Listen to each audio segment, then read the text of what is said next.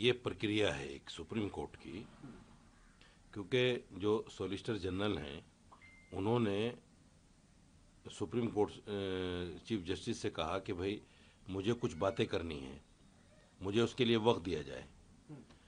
तो supreme court ने ये कह दिया कि भाई ठीक है, हम वक्त दे रहे हैं आपको, लेकिन अभी कार्रवाई नहीं करेंगे आप, कुछ भी कार्रवाई नहीं करेंगे, कोई नियुक्ति नहीं होगी और डी नोटिफाई नहीं होगा वक्त बाय यूज़र में। तो उसके लिए सरकार ने भी हामी भर दी। ये एक प्रक्रिया है, प्रक्रिया के तहत काम हो रहा है। 5 मई को दोबारा लगा है ये, उसके बाद में बाकायदा इस पर सुनवाई होगी। सुनवाई के बाद में जो फैसला आएगा वो फैसला अटल होगा, वो फैसला असल होगा। ये तो सिर्फ एक प्रक्रिया के तहत उन्होंने कह दिया, क्योंकि कुछ खबरें ऐसी आ रही थी कि कुछ राज्यों ने इस पर जो है कहीं ना कहीं काम करना शुरू कर दिया है। इस तरह की खबरें चीफ जस्टिस के पास थी। जो विपक्षी दल थे या विपक्षी लोग थे जिन्होंने याचिकाएं लगाई थी, उनकी तरफ से ये खबरें थी। तो उस पर यह कहा गया कि इस पर कोई कार्रवाई अभी ना हो और जब तक सुनवाई ना हो जाए, तो उसके बाद में देखेंगे जो भी होगा। सर, आप कह रहे हैं प्रोसेस है, मगर विपक्ष या उन्होंने कहा कि ये संविधान की जीत है, कांग्रेस ने भी ऐसा कहा है। नहीं, अभी इसमें जीत हार का तो कोई मसला ही नहीं है। अभी इसमें जीत हार का कोई मसला नहीं है। ना तो बीजेपी हारी है, ना विपक्ष जीता है। अभी तो इसको एक वक्त के लिए कहा गया है कि भाई ठीक है, इस पर कार्रवाई ना हो, हम इसको अच्छे से सुन लें और सुनने के बाद एक फैसला आएगा इस पर। तो हार जीत तो उसके बाद पता चलेगा जब फुल एंड फाइनल फैसला होगा, कोर्ट क्या कहता है।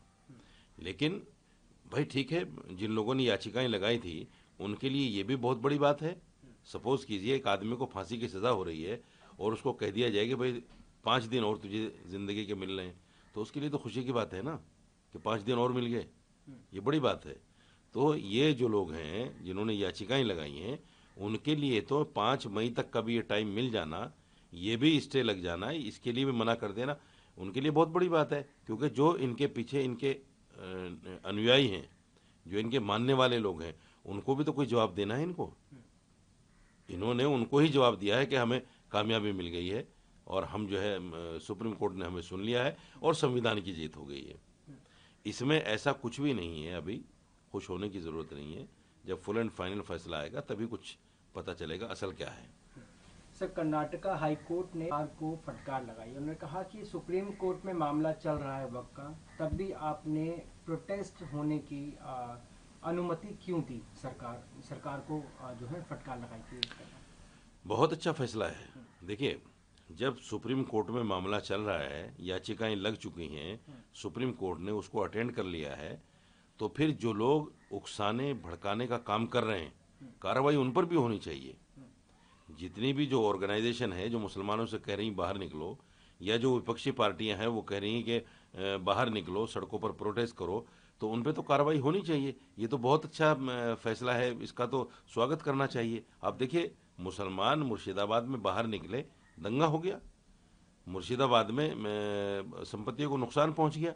और बड़ी बात मैं आपसे कह रहा हूं, देखिए, मुसलमान ही बाहर निकला, मुसलमान पर ही लाठीचार्ज हुआ, मुसलमान के खिलाफ ही केस हुआ, और ममता बनर्जी ने मुसलमान को दंगाई और आतंकवादी साबित करने के लिए इमामों की एक मीटिंग ले ली और उनसे शांति की अपील कर रही हैं। यानी ये साबित कर दिया कि आप लोगों ने ही मुसलमानों को सड़कों पे निकाला था, इमामों ने, और मैं इमामों से शांति की अपील कर रही हूँ।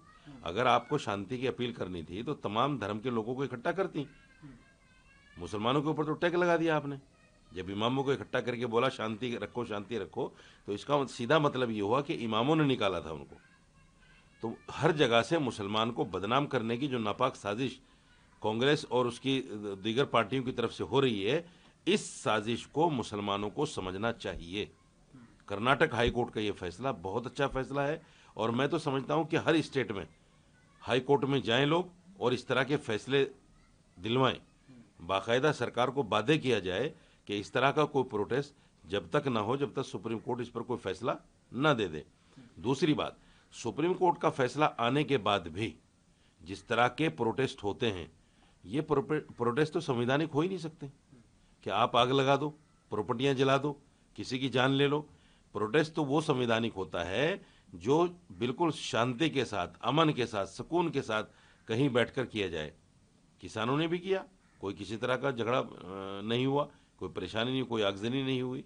तो इस तरह का प्रोटेस्ट करना चाहिए, ना कि सड़कों पर निकलकर उपवाद करना चाहिए। सर, कलकत्ता हाई कोर्ट ने को खारिज कर दिया। उन्होंने तीन मेंबर की समिति बनाई है जो लोगों की पहचान करेगी, उन्हें पुनर्वास करेंगी, मगर एनआईए की जांच के लिए जो है खारिज कर दिया। देखिए, अगर कोई पलायन हुआ है इस दंगे की वजह से, तो यकीनी तौर पर उस पर जांच होनी चाहिए, और जो लोग गए हैं अपने घरों को छोड़कर, गांव को छोड़कर, उनको वापस लाना चाहिए। ये सरकार की जिम्मेदारी है। कलकत्ता हाई कोर्ट ने जो समिति बनाई है उसका भी स्वागत होना चाहिए। नुकसान किसी का भी हो, जुल्म किसी के साथ भी हो, वो जुल्म होता है, चाहे हिंदू के साथ हो या मुसलमान के साथ हो। अगर किसी को घर छोड़ने पर मजबूर किया गया या कोई लोग घर छोड़कर गए हैं तो उनको वापस लाना ये सरकार की जिम्मेदारी है। और इस तरह से हाई कोर्ट का फैसला ये जो हुआ है, इस पर बहुत अच्छी बात है, होना चाहिए। लेकिन सरकार कहाँ है, ये भी एक बड़ा सवाल है। सारे काम अगर हाई कोर्टों को करने पड़ेंगे या सारे फैसले अगर सुप्रीम कोर्ट को सुनाने पड़ेंगे, तो फिर सरकारें कहाँ हैं? सरकारों की जिम्मेदारी क्या है? जिन नागरिकों के ऊपर उनकी सुरक्षा के लिए, उनकी एजुकेशन के लिए, उनके देखरेख के लिए सरकारों को नियुक्त किया गया है, सरकारें बनी हैं, उन सरकारों की जिम्मेदारी क्या है? वो अपनी जिम्मेदारी से क्यों भाग रही हैं? ऐसा हुआ क्यों? बंगाल में ऐसा हुआ क्यों कि इस तरह का प्रोटेस्ट हुआ? उसकी वजह से कुछ लोग घर छोड़कर गए। अगर गए तो ये गलत हुआ। मैं नहीं मानता उसको कि ये बुरी बात है, किसी को भी घर छोड़ने पर मजबूर करना किसी भी समुदाय की तरफ से। हालांकि कुछ लोग इस पर तर्क दे रहे हैं कि भाई वो तो जैसे ममता बनर्जी के एमपी ने कहा कि वो तो अपनी ऐसे ही नॉर्मल कैजुअली है, वो कोई ऐसा मसला नहीं है कि भाई वो इस दंगे की वजह से गए हों। इसकी जांच होनी चाहिए कि ये दंगे की वजह से हुआ है या वो ऐसे ही अपनी मर्जी से घर छोड़कर गए हैं। लेकिन जितना बड़ा आंकड़ा है, इतने ज़्यादा लोग अपनी मर्जी से तो नहीं जा सकते। कुछ ना कुछ तो कहीं ना कहीं तो हुआ है सरकार की तरफ से, जो सरकार का फेलियर है, सरकार की नाकामी है। और इस पर जो है केंद्र को भी संज्ञान लेना चाहिए। ऐसी जगह पर राष्ट्रपति शासन लागू कर देना चाहिए। जहां सरकारें विफल हो जाएं, सरकारें नाकाम हो जाएं, वहां राष्ट्रपति शासन होना चाहिए। सर, आपने बोला सरकार न के गवर्नर भी कह रहे हैं कि ये हिंसा का कैंसर है। ये जो मुर्शिदाबाद में जो भी है उसका जिम्मेदार ममता को ठहराया उन्होंने, गवर्नर ने। यकीनी तौर पर मैं तो शुरू दिन से कह रहा हूँ, जिम्मेदार तो ममता ही है। अगर किसी के राज्य में, देखिए इसलिए भी जिम्मेदार हैं, उन्होंने सामने आकर ये कहा सबसे कि मैं इस कानून को राज्य में नाफिज नहीं होने दूंगी, इस पर इम्प्लीमेंट नहीं होगा। जब इम्प्लीमेंट नहीं होगा, राज्य के मुखिया ने कह दिया, तो प्रोटेस्ट का तो कोई मतलब ही नहीं बनता ना। प्रोटेस्ट तो वहां हो जहां जिस राज्य में इस कानून को इम्प्लीमेंट किया जाए। वहां तो कानून इम्प्लीमेंट हो ही नहीं रहा है, तो फिर उस राज्य में हिंसा होना, प्रोटेस्ट होना, इस तरह की वारदातें होना, इसका तो कोई मतलब ही नहीं बनता। इसका तो सीधा सीधा मतलब है कि सरकार ने एक तरफ तो मुसलमानों को थपक दिया, दूसरे उसके मंत्रियों ने मुसलमानों को उकसा के बाहर निकाल दिया, तीसरे उस सरकार ने मुसलमानों के ऊपर कार्रवाई कर दी, चौथे उस सरकार ने मुसलमानों को दहशतगर्द और आतंकवादी साबित करने के लिए शांति की अपील कर दी। तो ये सारा फेलियर, सारी नाकामी ममता सरकार की है। मैंने इसीलिए कहा पहले भी कि ऐसी सरकार को तुरंत गिरा देना चाहिए।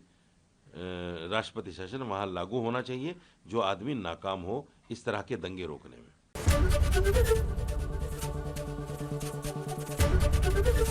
एबीपी गंगा, खबर आपकी, जुबान आपकी।